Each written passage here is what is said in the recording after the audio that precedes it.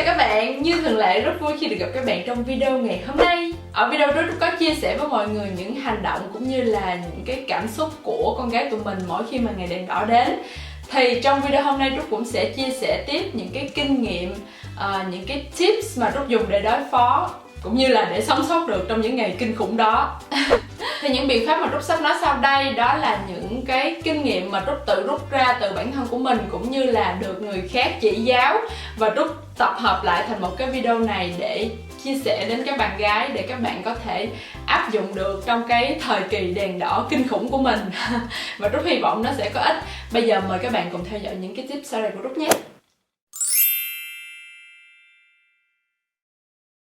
Để theo dõi chu kỳ đèn đỏ của mình diễn ra như thế nào thì mọi người nên có một cái lịch để ghi chép, hay tiện hơn thì mọi người nên tải một cái app về trên điện thoại của mình để theo dõi dễ hơn. Ở đây thì Trúc có sử dụng một cái app tên là Clue. Với app này thì các bạn có thể canh được ngày bắt đầu bị cũng như là ngày kết thúc chu kỳ của mình ở mỗi tháng.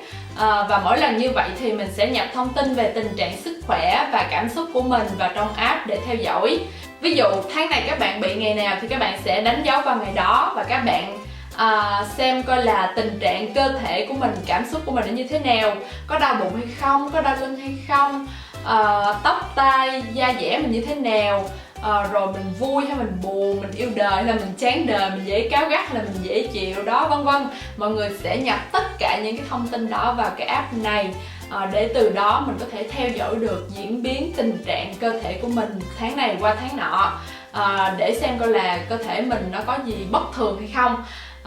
Cũng như là mọi người có thể xác định và nhắm chừng những cái ngày đèn đỏ cho tháng sau, và thậm chí là canh được cái khoảng thời gian rụng trứng của mình nữa.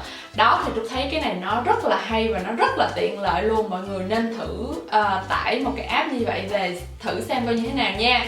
Tuy nhiên thì cái app Trúc đang dùng nó là tiếng Pháp, Trúc không biết là nó có version tiếng Anh hay không, mọi người xem thử coi nha. Nếu mà không có thì mọi người có thể search những cái app khác. Trúc nghĩ là nó có rất là nhiều app theo dõi chu kỳ đèn đỏ để các bạn có thể tham khảo và tải về.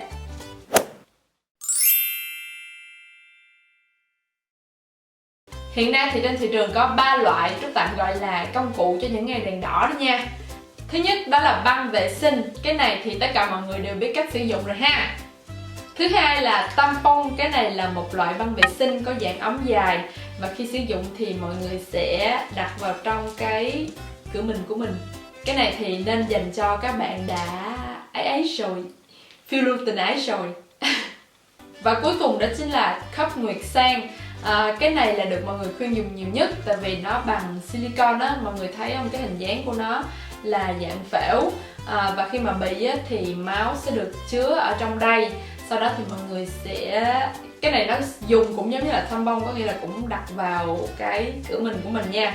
Và sau đó thì mọi người sẽ lấy nó ra và đổ nó đi, sau đó rửa sạch lại và mọi người có thể tái sử dụng lại. Như Trúc nói thì cái này nó bằng silicone á, thì mọi người có thể sử dụng nó được từ 5 đến 10 năm luôn. Như vậy thì mọi người sẽ tiết kiệm được khoản tiền mua băng vệ sinh hàng tháng nè, rồi bảo vệ môi trường nữa. Tuy nhiên thì không phải ai cũng sử dụng quen được với nó, mặc dù là Trúc nghe rất là nhiều người dùng và thích nó. Nhưng mà đối với bản thân Trúc thì Trúc đã sử dụng qua rồi nha. Thậm chí là Trúc đã thử rất là nhiều lần, nhưng mà Trúc cảm thấy là nó khá là bất tiện so với lại là sinh hoạt của Trúc, cho nên là không, Trúc không sử dụng nó được, Trúc không thích nó cho lắm. Khi mà dùng nó Trúc cảm thấy không có tự tin, không có thoải mái, rồi nó rất là bất tiện trong cái việc mà thay ra thay vào. Vì vậy là thôi. Thì cái ý của Trúc ở đây đó là các bạn hãy sử dụng những cái công cụ nào mà đem lại cho các bạn cảm giác thoải mái, an toàn và tự tin nhất. Nếu mà các bạn có theo dõi những cái video bên vlog channel của Trúc thì trong một cái vlog Trúc có tâm sự với mọi người về việc sử dụng tampon và băng vệ sinh. Trúc thì 3-4 năm gần đây Trúc đều sử dụng tampon, tại vì nó đem lại cho Trúc cảm giác rất là khô thoáng và thoải mái. Tuy nhiên thì có một lần Trúc nghe phóng sự trên TV về việc sử dụng tampon nó rất là có hại cho sức khỏe, tại vì trong tampon nó có rất là nhiều hóa chất độc hại. Có thể nó không có phát độc bây giờ nhưng mà nó sẽ thấm dần từ từ, và sau này cái sức khỏe của mình nó sẽ bị yếu đi và nó sẽ gây đến nhiều bệnh khác, trong đó có bệnh ung thư. Đó, nghe tới đó là thấy ớn rồi. Vì vậy mà bây giờ Trúc đã hạn chế không sử dụng tampon nữa. Bây giờ Trúc lại trở về sử dụng băng vệ sinh như những ngày đầu của tuổi teen. Thì trên tay của Trúc đây là hai loại băng vệ sinh của nhãn hàng Neogis của tập đoàn Boram C&H của Hàn Quốc. Cái này thì Trúc được tặng, Trúc nói thẳng với mọi người luôn, Trúc được tặng để sử dụng thử và Trúc dùng qua rồi, Trúc thấy nó khá là tốt nên là muốn share với mọi người. Và sản phẩm băng vệ sinh này thì nó cũng đã có mặt tại Việt Nam. Ở Sài Gòn thì mọi người có thể tìm mua trong siêu thị Ion CD Mart. Còn ở Hà Nội thì mọi người có thể mua được ở siêu thị Haybro hả? Phải đọc vậy không? Hoặc là siêu thị Thành Đô. Mọi người nhìn bao bì của nó nè. Nhìn á, cute dễ sợ luôn á. Hoa lá rồi mấy cái màu pastel nó rất là dễ thương. Đúng là mấy cái đồ của Hàn Quốc nó cứ màu mè cute dễ thương sao á. Tới cái băng vệ sinh mà mẫu mã nó cũng đẹp nữa. Ở đây thì Trúc có hai dòng. Dòng này là dòng Soft and Quick là loại Basic Original. Còn dòng này là dòng thảo mộc dùng để khử mùi và dành cho các bạn có da nhạy cảm. Cả hai dòng đều có loại ban ngày ban đêm. Ban đêm thì nó sẽ dài hơn là ban ngày.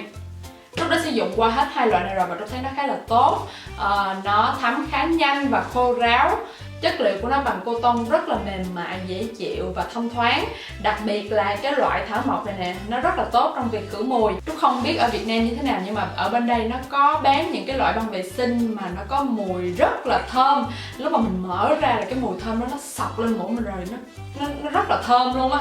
Nhưng mà khi mà mình sử dụng qua rồi cái mùi thơm đó nó hòa lẫn với cái mùi kia, nó tạo thành một cái mùi, trời ơi, Trúc nói phải nói là nó thiệt là kinh khủng. Trúc không thể nào mà ngửi nổi, mà cái mùi nó cực kỳ khó chịu luôn. Thành ra là mang tiếng là dùng để khử mùi nhưng mà Trúc thấy nó tạo mùi còn kinh hơn nữa. Cho nên là Trúc cực kỳ dị ứng với mấy cái băng vệ sinh mà có mùi luôn á. Tuy nhiên thì cái trường hợp đó nó không xảy ra với cái loại băng vệ sinh thảo mộc này. Tại vì cái mùi của nó lúc mà mở ra mọi người không có ngửi liền được đâu, mà mọi người phải để lên mũi gì thì mọi người mới nghe được cái mùi cây cỏ thảo mộc. Nó không hẳn là mùi thơm nha, cái mùi nó là cái mùi cây cỏ, nó rất là nhẹ. Và khi mà sử dụng xong rồi á, thì nó không có để lại mùi gì hết, nó không có gây cái mùi khó chịu như là những cái băng vệ sinh kia. Và Trúc thấy nó rất là ok luôn. Và đặc biệt có một điều thú vị nữa là cái loại mà dành cho ban đêm của cái dòng này á, nó có tới 4 cánh lận, cho nên là nó sẽ hạn chế được cái việc mà tràn ra ngoài. Ngoài ra thì Trúc còn nghe nói là cái hiệu này nó còn có dòng organic nữa. Có nghĩa là nó không hoàn toàn tinh khiết, không có chứa hóa chất. Nhưng mà Trúc không có ở đây, nếu mà có cơ hội thì Trúc cũng sẽ tìm mua để dùng thử. Tại vì mấy cái loại mà organic á, có thể là nó sẽ không có thấm tốt bằng những cái loại bình thường. Nhưng mà tại vì nó hoàn toàn trong sạch, không có hóa chất, cho nên là nó đảm bảo 100% về sức khỏe của mình hơn. Thì đó là những trải nghiệm của Trúc về việc sử dụng những công cụ cho ngày đèn đỏ. Còn lại thì mọi người muốn sử dụng cái nào cũng được, loại nào cũng được, miễn sao là nó thích ứng với sinh hoạt của mọi người và đem lại cho mọi người cảm giác an toàn, tự tin nhất là được rồi.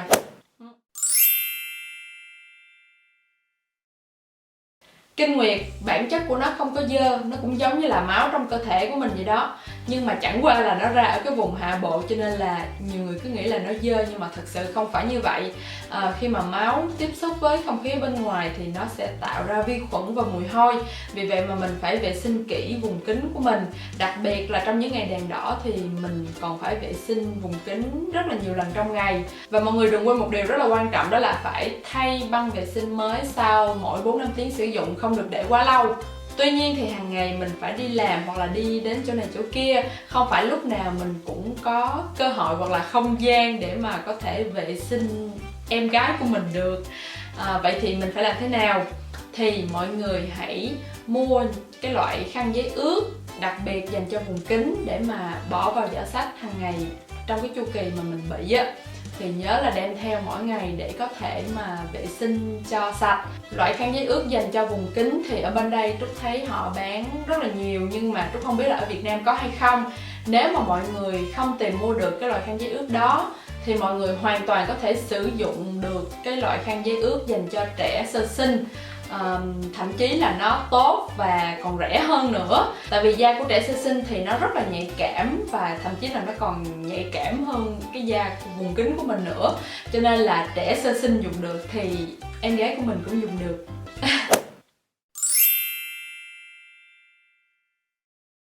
Ok, mỗi lần mà đến ngày đèn đỏ thì cái điều mà làm Trúc stress nhất đó là lúc nào cũng lo sợ bị dính quần. Và sau đây Trúc sẽ chia sẻ cho mọi người một vài cách để mà có thể hạn chế được cái việc đó. Thứ nhất đó là lúc nào các bạn cũng nên chuẩn bị sẵn một cái túi để đựng tất cả những cái thể loại liên quan đến ngày đèn đỏ của mình. Ví dụ như là băng vệ sinh nè, từ lớn cho tới nhỏ, từ ban ngày đến ban đêm, một cái quần zip nhỏ, thuốc đau bụng nè, khăn giấy ướt dành cho vùng kính và khăn giấy thường. Để làm gì? Để khi mà tránh những cái lúc mà mình kẹt quá, mình hết băng vệ sinh đó, thì mình có thể lấy khăn giấy để đỡ. Nhưng mà Trúc không recommend mọi người dùng giấy toilet nha, tại vì giấy toilet nó tiếp xúc nhiều không khí, với lại nó ở trong toilet nữa, cho nên là nó chứa rất là nhiều vi khuẩn và không tốt tí nào. Khăn giấy thường thì nó ở trong bịch đó thì dù sao thì nó cũng sạch sẽ hơn, nên là mọi người tránh dùng giấy toilet nha. Thứ hai đó là khi mà bị thì mọi người nên chọn những cái quần lót tối màu và nó hơi chật một tí, nó hơi siết một tí, để khi mà mình để miếng băng lên nó không có dễ bị xê dịch đó. Tại vì nếu mà mọi người mặc những cái quần lót mỏng á, thì nó thoải mái thiệt, nhưng mà cái miếng băng nó rất là dễ bị lệch. Nó sẽ dẫn đến là nhiều khi mọi người bị dính quần, nhưng mà trong khi đó cái miếng băng nó chưa full. Đó là kinh nghiệm rất là nhiều lần bị dính quần của Trúc. Thứ ba là trong thời kỳ đèn đỏ thì khi mà ra đường thì mọi người nên đem theo một cái áo khoác mỏng màu tối, để phòng khi mà nếu mình lỡ bị dính quần rồi á thì mình có thể chơi style cột ngang hông để che đỡ lại cái phần dính đó và sẽ không ai thấy. Thứ tư, để tránh giặt ra giường thường xuyên thì khi ngủ mọi người nên lót giấy báo ở dưới, hoặc là nếu mà muốn êm ái hơn thì có thể lót khăn lông. Nhưng mà nếu mà lót khăn lông á, thì sau đó có thể là mọi người phải giặt lại nữa thì nó sẽ rất là cực. Đối với Trúc là một người rất là làm biếng, cho nên là Trúc hay sử dụng giấy báo để mà nếu mà lỡ dính thì Trúc vứt luôn. Và cuối cùng đó là cái tips này thì nói ra hơi ngại, nhưng mà Trúc thấy cũng khá là hiệu quả, cho nên là Trúc vẫn muốn chia sẻ. Đó là khi ngủ á, mà mọi người nằm ngửa ra như thế này nè thì nó rất là dễ dẫn đến hiện tượng là nó chảy xuống, xong rồi nó luồn qua khe rồi nó dính vào quần. Nó rất là dễ bị dính quần, mọi người có công nhận như vậy không? Đó thì Trúc có cái cách như thế này, đó là mọi người dùng giấy toilet, xong rồi mọi người quấn thiệt là nhiều thành một cái lớp dày, xong rồi mọi người nhét vào cái khe đó, cái khe ass đó. Nói ra thì nghe nó hơi tục thiệt, nhưng mà Trúc thấy là cái cách này nó rất là hiệu quả dành cho các bạn nào mà bị nhiều đến nỗi không thể kiểm soát được.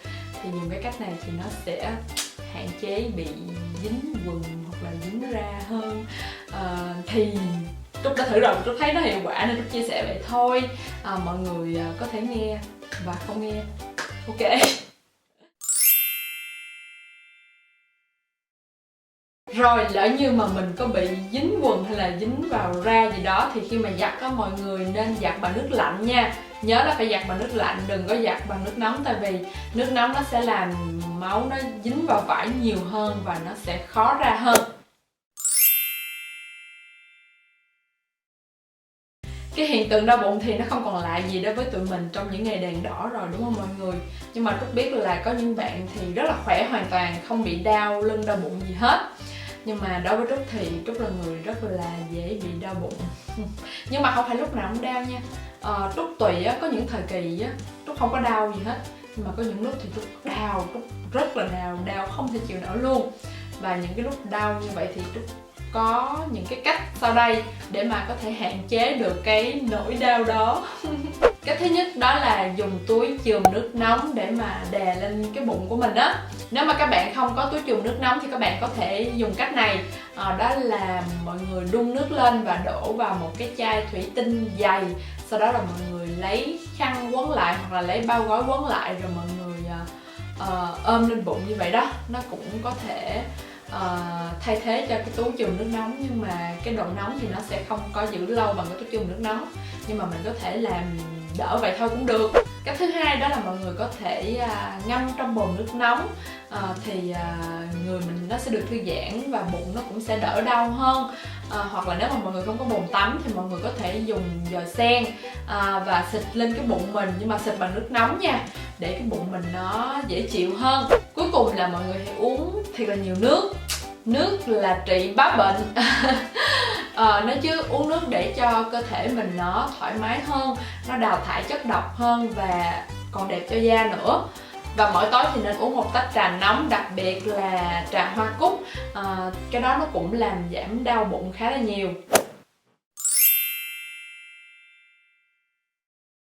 Và tips cuối cùng của Trúc đó là làm thế nào để mà thư giãn đầu óc của mình. Tại vì ở cái chu kỳ đèn đỏ thì Trúc biết là tính tình của con gái tụi mình nó rất là thất thường. Thì điều đầu tiên đó là mình nên làm mọi cách để giữ cho đầu óc mình thoải mái nhất. Đừng làm việc quá nhiều, đừng làm cái gì quá nhiều, đừng làm cho mình dẫn đến bị stress. Tại vì khi mà stress thì nó sẽ dẫn đến những cái cảm xúc khó chịu tiếp theo, như là vui buồn lẫn lộn, rồi dễ cáu gắt bực bội với người khác vân vân. Thì cái điều đó nó sẽ làm mình mệt mỏi hơn. Mình hãy thư giãn đầu óc bằng cách là xem những cái phim nào mà nó hài hước, nó tình cảm, dễ thương. Những cái phim nào mà nó kết thúc có hậu một tí. Đừng có xem mấy cái phim mà khóc lóc, bi thương rồi drama quá, hay là những cái phim kinh dị thì nó dễ dẫn đến những cảm xúc tiêu cực cho mình. Hãy tập một cái môn thể thao nào đó nhẹ nhàng thôi. Ví dụ như là tập yoga chẳng hạn. Cái này thì Trúc chưa thử bao giờ, nhưng mà Trúc nghe rất là nhiều người truyền đạt kinh nghiệm này rồi, cho nên là Trúc cũng nói đây cho mọi người thử xem như thế nào. Đặc biệt là các bạn hay tập gym hay tập yoga đó, thì lúc mà ngày đèn đỏ thì mình không vận động nhiều là đúng rồi, nhưng mà mình cũng có thể tập những cái bài thể thao nhẹ nhàng để cơ thể mình khỏe khoắn hơn và đầu óc mình, đặc biệt là đầu óc nó sẽ thư giãn hơn.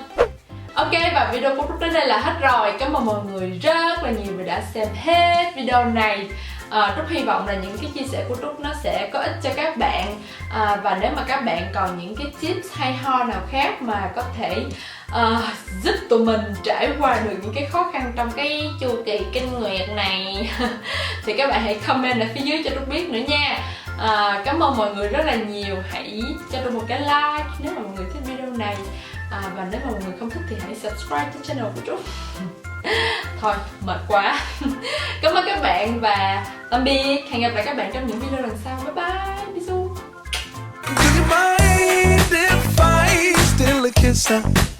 A little souvenir. Can I steal it from you?